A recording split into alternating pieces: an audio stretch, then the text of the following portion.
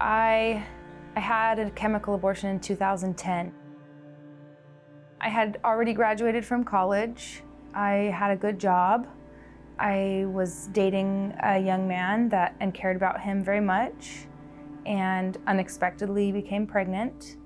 When I shared the news with him, he was very worried and said that he was not ready to be a dad.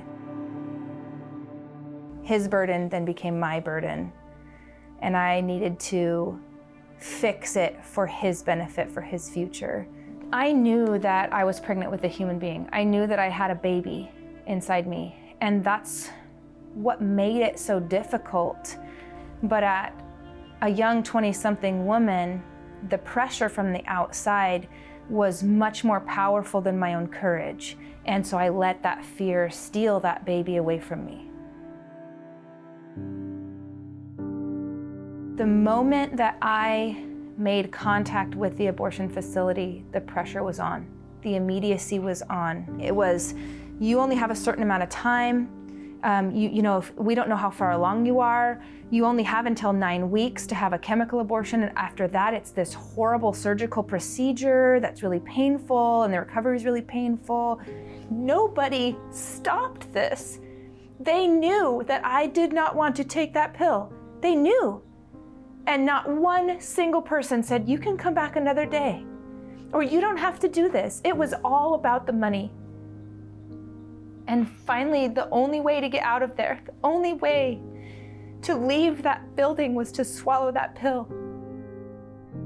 The actual abortion itself was extremely traumatic. They don't disclose the reality of the severity of this medication and of this procedure. It is not safe like Tylenol is for a headache.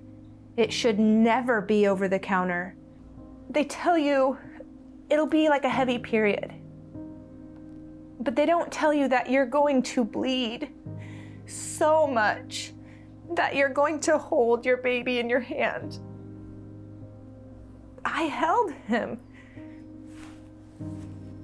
The perfectly transparent sack with a baby inside it. That was in my hand, and what do? You're in the bathroom, what do? There's nowhere to put it. You flush it.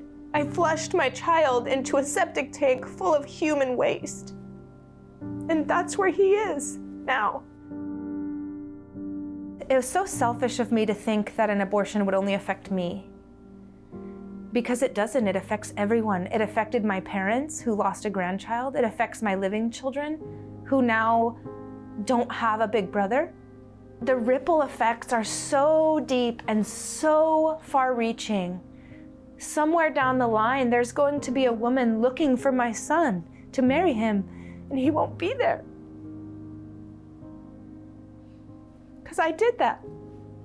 I understand that being pregnant in not ideal situations is terrifying. But our society is profiting off of that fear. And the fear that they're profiting off of is artificial. The fear that you can't go on living your life, or that you can't go to school and get a degree, or that your relationship will be over, or that you don't have enough money, they're all false. You are loved, even if it doesn't feel like it. And be careful, because fear will steal that child away from you, and there's nothing you can do to get it back. Nothing.